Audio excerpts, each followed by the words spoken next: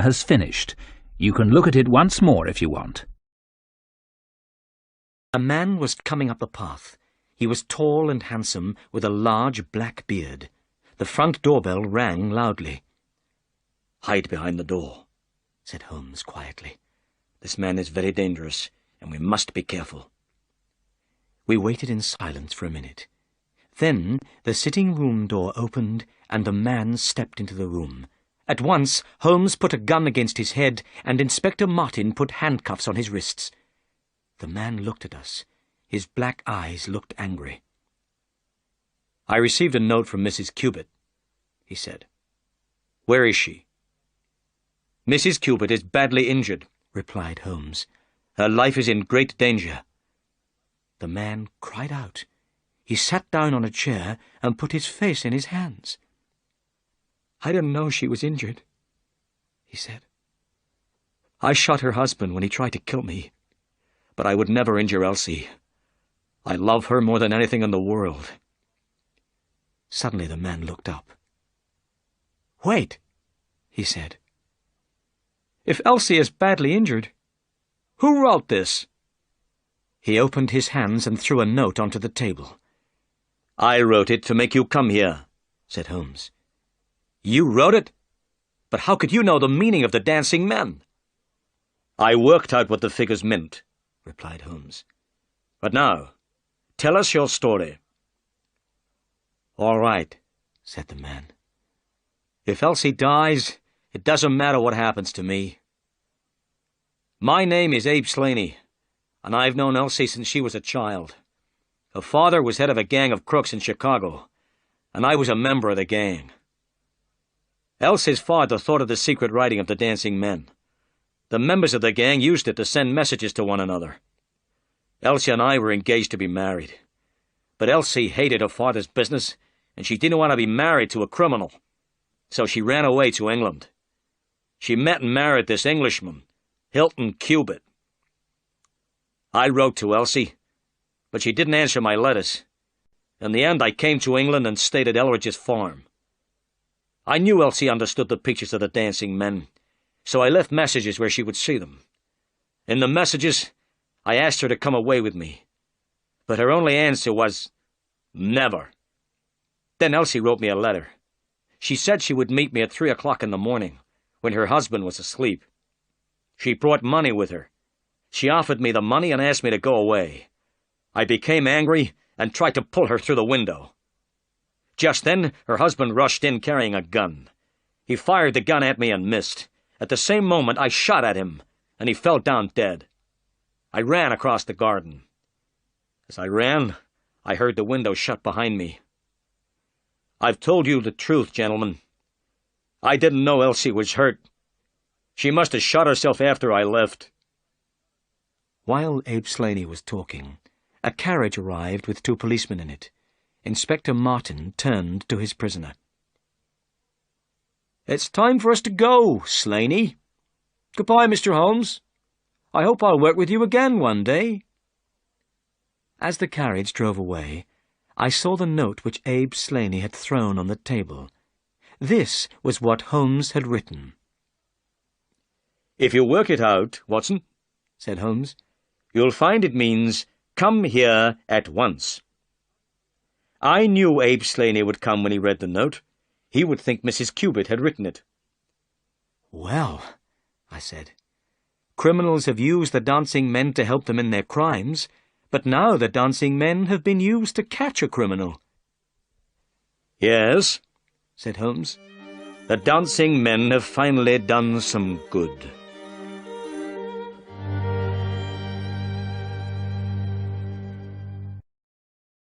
The picture sequence from the cinema has finished. You can look at it once more if you want.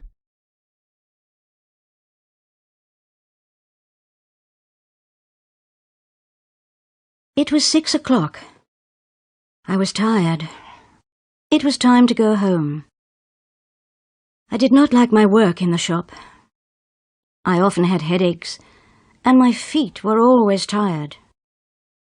The streets were hot and busy. Everybody was going home. Their faces looked sad. I passed a flower shop. It was dark and quiet. The flowers smelled sweet, and their leaves were wet. I stopped. I looked in my purse. I had a little money. I went into the shop and bought a bunch of flowers. At home, I put the flowers in a vase. They looked beautiful. I put the vase on the table. I began to make supper. My father came in. "Where's my food?" he said. "Nearly ready, Father," I said. He picked up a bottle of whiskey. He poured some into a glass. The bottle was nearly empty. "Give me some money, girl," he said. "I need some more whiskey." "You don't need any more," I said. "Please, Father, don't buy any more." "Shut up and give me some money," he said. "I haven't got any," I said. My father was angry. He began to shout at me. He pointed to the flowers. "You spend money on flowers," he said. He picked up the vase and threw it on the floor. The vase broke. My father went out and shut the door with a bang. He will get money from a friend, I thought. He will come home drunk again tonight. I picked up the broken flowers and threw them away. Somebody knocked at the door. I did not want to open it. It isn't a friend, I thought. Nobody comes here now. The person knocked again and called my name. I opened the door. It was the old man from next door. "Come in, George," I said. Old George came in and sat down. "I heard your father," he said. "You poor girl. Can I help you?" I wanted to talk to old George. "What can I do?" I said. "Father drinks whiskey all the time. He hasn't got a job. He takes all my money and spends it on drink. Today I bought some flowers. He was angry. He broke the vase. Sometimes I hate him." "Do you like flowers?" asked old George. "I love them," I said, "but they cost a lot of money." "Why don't you grow some on your balcony?" "Grow flowers?" I asked. "I'll show you," said old George. "I was a gardener once." The next day I came home quickly from work. George was waiting outside his flat. "Come and see," he said. I went inside the old man's flat. He had some flower pots and some packets of seeds. George and I carried the flower pots into my flat. We filled them with earth and planted the seeds. We put the pots on the balcony. Every evening, George and I worked in our balcony garden. George taught me a lot about flowers. He talked about different flowers, about their colour and beauty. I was happy in my garden. I forgot about my father and my hard work at the shop. George was my friend. I was not lonely any more.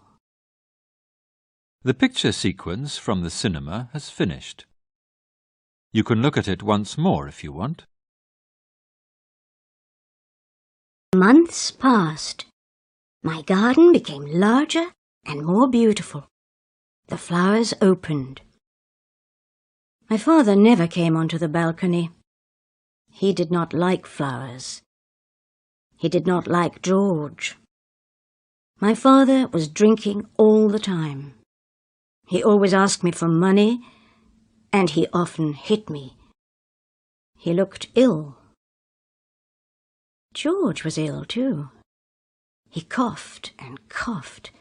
He was thin and weak. Sometimes he did not come to our garden. He did not leave his bed. One day I cooked some food and took it to George. He was lying in bed. He did not turn and smile at me. He did not move. I went closer to him. His eyes were open. I touched his hand. It was cold. He was dead. I went back to our flat. My father was there. He was waiting for his supper. "George is dead," I said. I began to cry. "He was kind to me. I will miss him."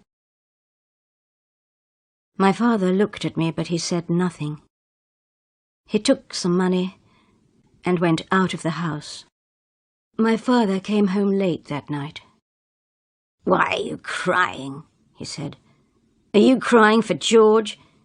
You loved that silly old man, didn't you? What about me? I'm your father. You don't care about me." I said nothing. My father began to shout. "I've got a surprise for you, my girl. A nice young man. What do you think of that? He's a good boy. He's a friend of mine. You need a man, not a garden." I stared at my father. I said nothing. "Look at yourself," my father said. "You're not pretty, and you're getting old. Nobody else will marry you." "No, father, no," I said. "I'm not going to marry anybody. I'm staying here. I don't want to leave my garden." "Your garden? Your garden?" my father shouted. "Your silly garden. You spend all your money on plants. You never give me money. You don't talk to me. You talk to old George.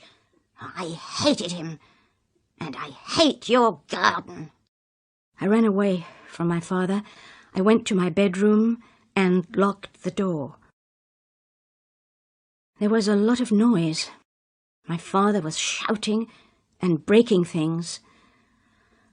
After a long time, the noise stopped. I left my bedroom and went to the balcony. The balcony door was open. I looked out. The pots were broken and the plants were torn to pieces. The garden was ruined. I went to my father's room. "I hate him," I said to myself. "I'll tell him. He can kill me. I don't care." My father's door was locked. I banged and shouted. He did not open it. He did not hear me. He was asleep. He was drunk.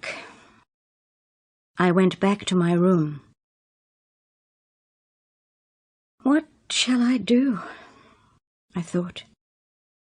"Where shall I go?" I looked round the room.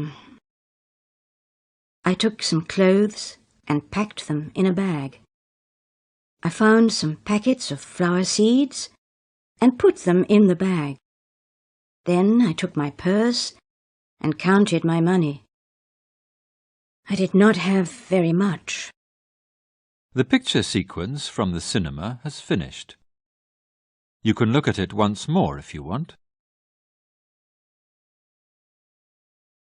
I left the flat and shut the door quietly.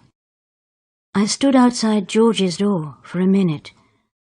I wanted to say goodbye. It was dark outside. The roads were empty. There were no cars or people. It was very late. "I must leave the town," I said to myself. "I must go to the country. Perhaps I can work in a garden." Some hours later, morning came. People were going to work. There were some cars on the road. A bus came along. It stopped near me. I climbed onto it. On the bus I fell asleep. Then somebody touched my arm. I woke up. "The bus stops here," a man said. "You must get off." I got off the bus and looked round. I was in a small village. The town was far away. I was hungry.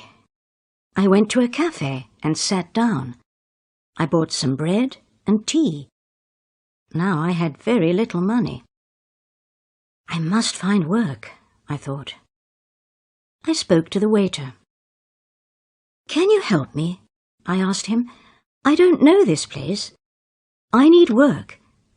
I can work as a gardener. Who can give me a job?" The waiter thought for a moment.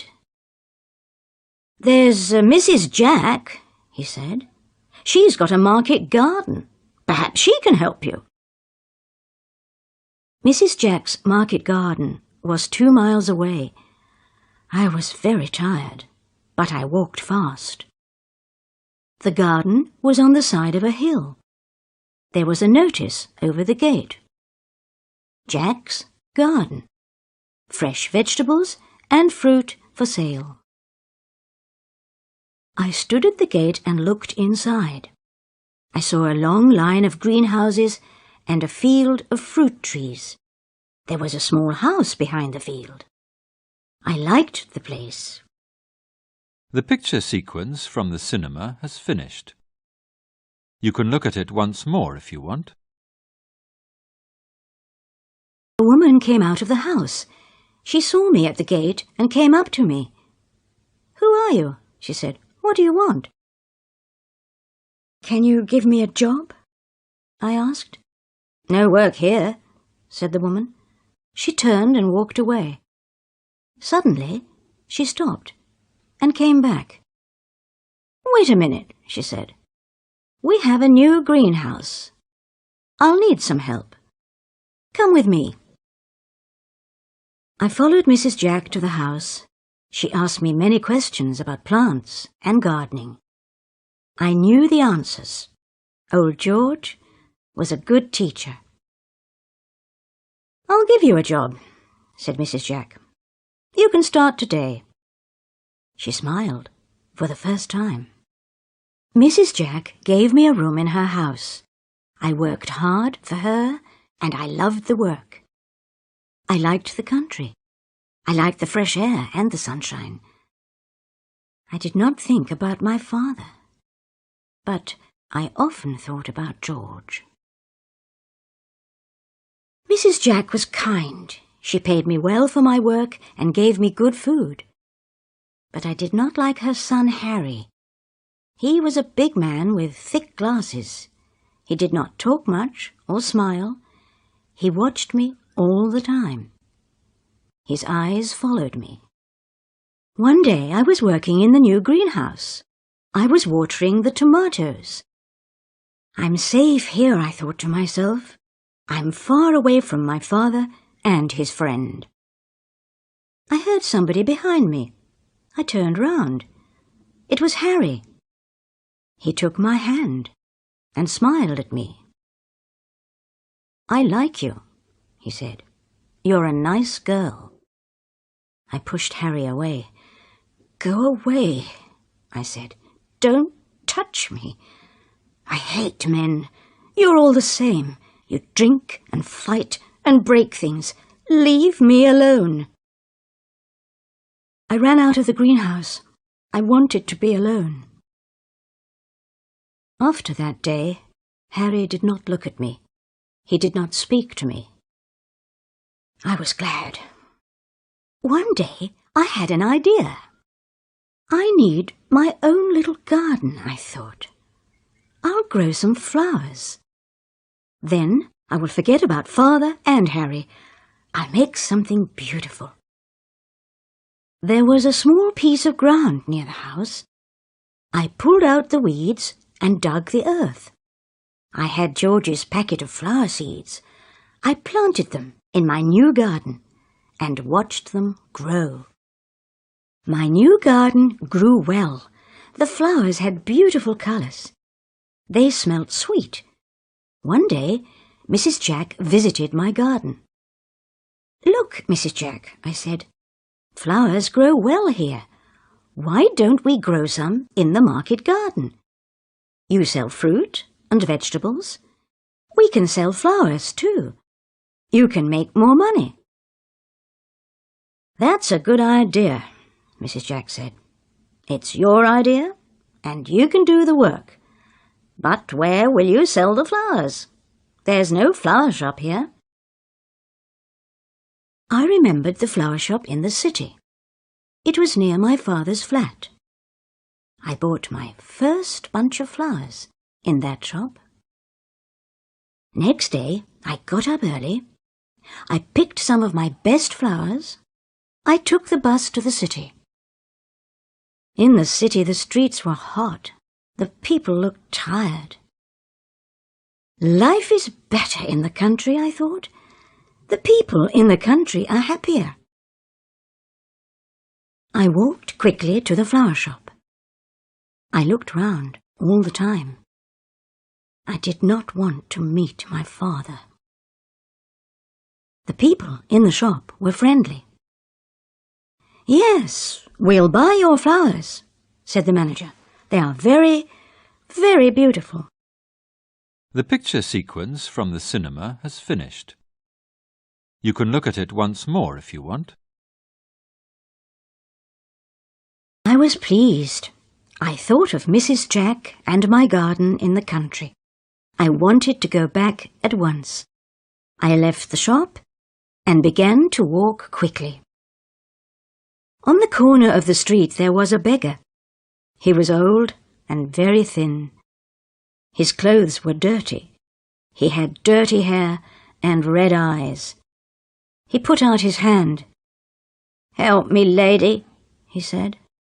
"Help a poor old man." I knew his voice.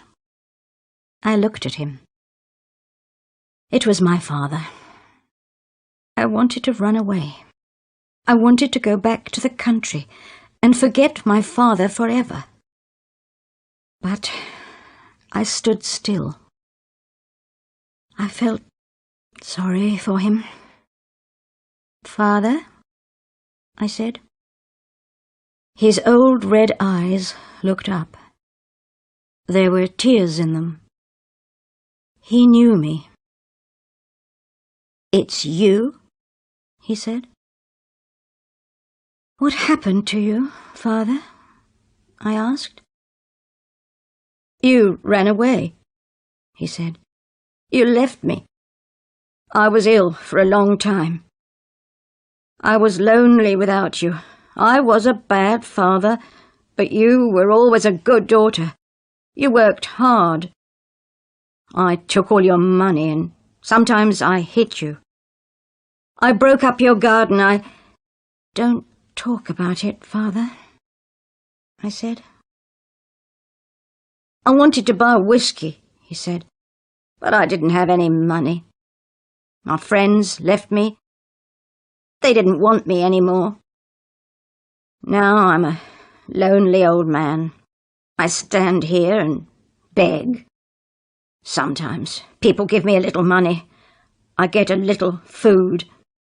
I sold the furniture in the flat, but I kept your things for you." I thought again of my new life in the country. I felt all round me the sadness of the city. I took my father's arm. "Come on, Father," I said. "We're going home." There was not much furniture in the flat. There were dirty cups and plates in the kitchen. There was a bad smell of dirt and old food. I looked round sadly. My father saw my face. "Everything is dirty," he said. "I can't clean the flat. You made everything nice. I needed you here." I did not say anything. I went to my room. Everything was the same. I thought of my last night at home. It was a long time ago. I went back to my father. I began to clean the flat. The next day, I wrote a letter to Mrs. Jack. I told her everything. I am sorry.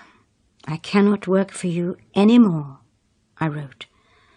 I must stay here and look after my father. I began my old life once more.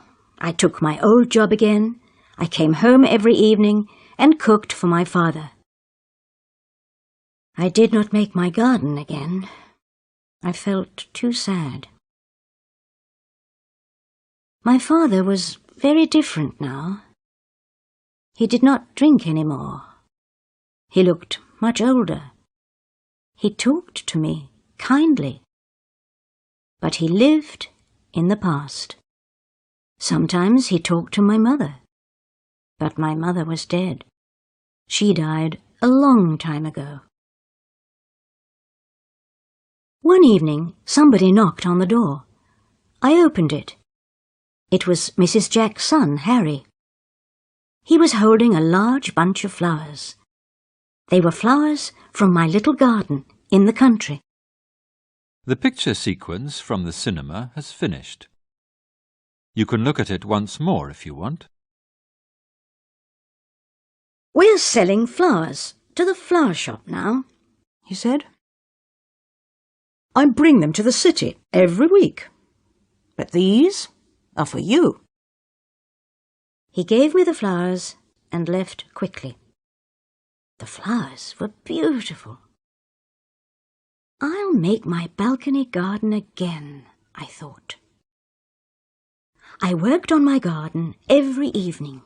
Soon flowers began to grow on the balcony again. My father liked the garden. He sat all day on the balcony. Sometimes he slept. Sometimes he talked to himself. Harry came every week and brought me flowers. He never spoke. He gave me the flowers and went away. Come in and have a cup of tea, Harry, I said one day. He came in and sat down quietly. Come and see my balcony garden, I said. My father was sitting on the balcony. Harry sat down beside him. I went to the kitchen and made some tea. I heard their voices. They were laughing. I was happy. The old man needs a friend, I thought. Harry was kind to my father. They talked and laughed. I watched them. I was wrong about Harry, I thought. He is kind and gentle. Every week, Harry came to the flat. He and my father became friends. My father loved his visits. I often looked at Harry. Behind the thick glasses, his eyes were kind and gentle.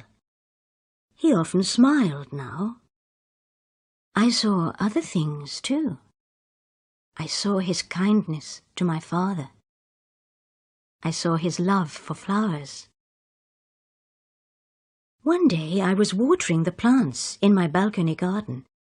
My father was asleep in the sun. Harry came up to me. He put his arms round me. I want to ask you something, he said. Yes, Harry, I said. I'm listening. But Harry said nothing. I looked at his eyes. I understood.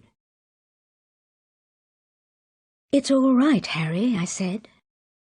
The answer is yes.